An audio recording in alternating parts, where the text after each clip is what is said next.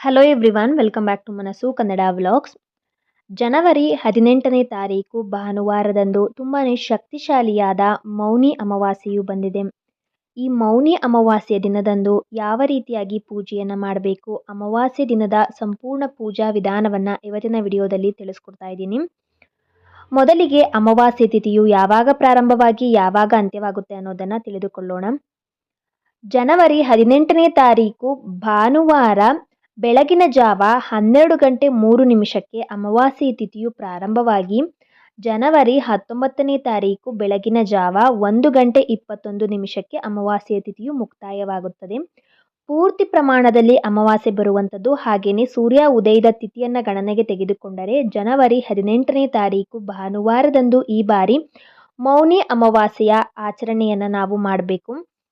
ನೋಡಿ, ಜನವರಿ 18ನೇ ತಾರೀಕು ಬೆಳಗಿನ ಜಾವ 12:03 ಅಂದರೆ ಶನಿವಾರ ರಾತ್ರಿ 12:03 ಅಮಾವಾಸ್ಯೆ ತಿಥಿ ಪ್ರಾರಂಭವಾಗುವಂಥದ್ದು.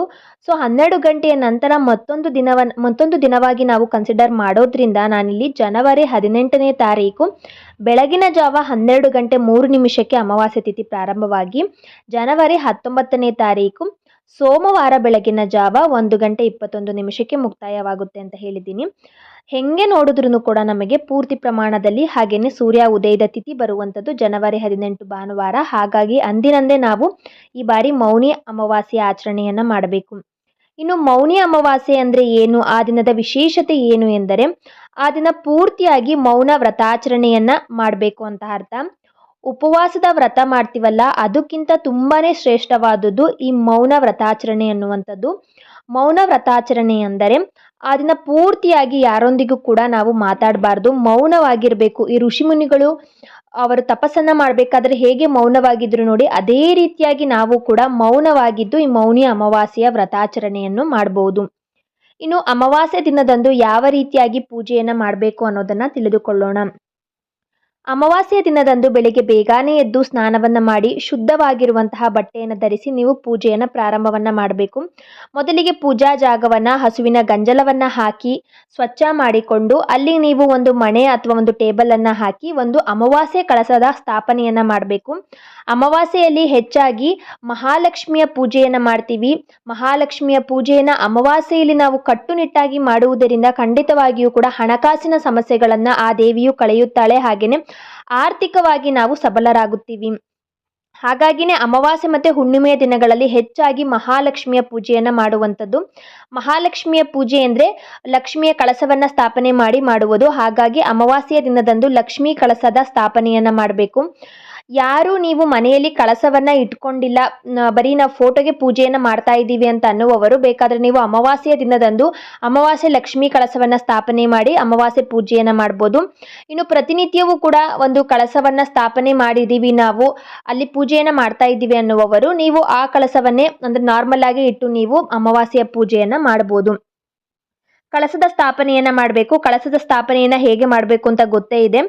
ಒಂದು ರಂಗೋಲಿಯನ್ನು ಹಾಕಿ, ಅಷ್ಟದಳ ಪದ್ಮ ರಂಗೋಲಿಯನ್ನು ಹಾಕಿ ಅಲ್ಲಿ ನೀವು ಅಕ್ಕಿಯನ್ನು ಒಂದು ತಟ್ಟೆ ಅಥವಾ ಒಂದು ಬಾಳೆ ಎಲೆಯ ಮೇಲೆ ಅಕ್ಕಿಯನ್ನು ಹಾಕಿ ಅದರ ಮೇಲೆ ಕಳಸದ ಚೆಂಬು ಅಥವಾ ಕಳಸದ ಬಿಂದಿಗೆಯನ್ನು ಇಟ್ಟು ಮುಕ್ಕಾಲು ಭಾಗದಷ್ಟು ಶುದ್ಧವಾದ ನೀರನ್ನು ಹಾಕಿ ನೀರಿಗೆ ಅರಿಶಿನ, ಕುಂಕುಮ, ಅಕ್ಷತೆ, ಹೂವು ಎಲ್ಲವನ್ನೂ ಸಹ ಹಾಕಿ ಮಾವಿನೆಲೆ ಅಥವಾ ವೀಳ್ಯದೆಲೆಯನ್ನು ಕಳಸಕ್ಕೆ ಇಟ್ಟು ನೀವು ಒಂದು ಪೂರ್ಣ ಪ್ರಮಾಣದಲ್ಲಿ ಅಂದರೆ ಪೂರ್ತಿಯಾಗಿ ನೀರು ಇರುವಂತಹ ತೆಂಗಿನಕಾಯಿಯನ್ನು ಇಡಬೇಕು. ಹಾಗೆಯೇ ಲಕ್ಷ್ಮೀ ಮುಖವಾಡ ಇದ್ದರೆ ಇಡ್ಬೋದು, ಇಡಲೇಬೇಕು ಅಂತ ಏನಿಲ್ಲ.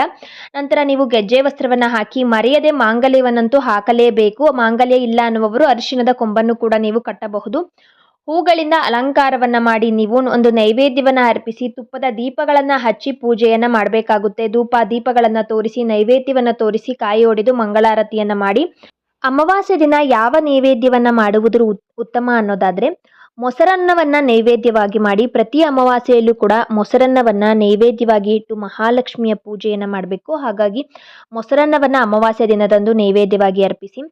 ಇನ್ನು ಪೂಜೆ ಮಾಡಬೇಕಾದ್ರೆ ನೀವು 2 ನಿಂಬೆಹಣ್ಣನ್ನು ಒಂದು ತಟ್ಟೆಯಲ್ಲಿ ಇಟ್ಟು ಆ 2 ನಿಂಬೆಹಣ್ಣಿಗೂ ಕೂಡ ಅರಿಶಿನ, ಕುಂಕುಮ ಮತ್ತು ಅಕ್ಷತೆಯನ್ನು ಹಾಕಿ ದೇವರ ಮುಂದೆ ಇಟ್ಟು ಅಮಾವಾಸ್ಯೆಯ ಲಕ್ಷ್ಮೀ ಪೂಜೆಯನ್ನು ಮಾಡಿ ಮುಗಿಸಿ ನಂತರ ಪೂಜೆಯೆಲ್ಲ ಮುಗಿದ ನಂತರ ಆ 2 ನಿಂಬೆಹಣ್ಣಲ್ಲಿ 1 ನಿಂಬೆಹಣ್ಣನ್ನು ತೆಗೆದುಕೊಂಡು ನೀವು ದೇವರ ಮನೆಯಲ್ಲಿ ಆ 1 ನಿಂಬೆಹಣ್ಣನ್ನು ಕಟ್ ಮಾಡಿ ಅರ್ಧ ಹೋಳುಗಳಾಗಿ ಮಾಡಿ 2 ನಿಂಬೆಹಣ್ಣಿನ ಭಾಗಗಳಿಗೂ ಕೂಡ ಅರಿಶಿಣ ಕುಂಕುಮವನ್ನು ಹಚ್ಚಿ ಮನೆಗೆ ಯಾವುದೇ ಕೆಟ್ಟ ದೃಷ್ಟಿ ಬೀಳದಿರಲಿ ಅಂತ ಕೇಳಿಕೊಂಡು ದೇವರ ಅಕ್ಕಪಕ್ಕ ಎಲ್ಲಿ ಕಳಸವನ್ನು ಸ್ಥಾಪನೆ ಮಾಡಿರ್ತೀರಲ್ಲ ಅದರ ಬಲಭಾಗದಲ್ಲಿ ಅರ್ಧ ಭಾಗದ ನಿಂಬೆಹಣ್ಣು, ಎಡಭಾಗದಲ್ಲಿ ಅರ್ಧ ಭಾಗದ ನಿಂಬೆಹಣ್ಣನ್ನು ಇಟ್ಟು ಇನ್ನೊಂದು ನಿಂಬೆ ಹಣ್ಣನ್ನು ನೀವು ಮನೆಯ ಹೊರಭಾಗದಲ್ಲಿ ತೆಗೆದುಕೊಂಡು ಬಂದು ನಿಮ್ಮ ಕೈಯಲ್ಲಿ ಆ ನಿಂಬೆ ಹಣ್ಣನ್ನು ಹಿಡಿದುಕೊಂಡು ಬಾಗಿಲಿಗೆ 3 ಬಾರಿ ನಿವಾಳಿಸಿಬಿಡಬೇಕು. ಅಂದರೆ ನಿಮ್ಮ ಬಾಗಿಲು ಏನಿರುತ್ತೆ ನೋಡಿ, ನೆಲದಲ್ಲಿ ಹೊಸ್ತಿಲು ಇರುತ್ತಲ್ಲ, ಹೊಸ್ತಿಲಿನಿಂದ ಮುಖ್ಯದ್ವಾರದ ಮೇಲೆ ಇರುತ್ತಲ್ಲ ಆ ಭಾಗದವರೆಗೂ ಕೂಡ ಪೂರ್ತಿಯಾಗಿ ಕೈಯಿಂದ 3 ಬಾರಿ ನಿವಾಳಿಸಿಬಿಟ್ಟು ಯಾವುದೇ ಕೆಟ್ಟ ದೃಷ್ಟಿಯು ಕೂಡ ಮನೆಗೆ ಬೀಳದೇ ಇರಲಿ, ಈಗಾಗಲೇ ಮನೆಗೆ ಹಿಡಿದಿರುವಂಥ ಕೆಟ್ಟ ದೃಷ್ಟಿಯು ಕೂಡ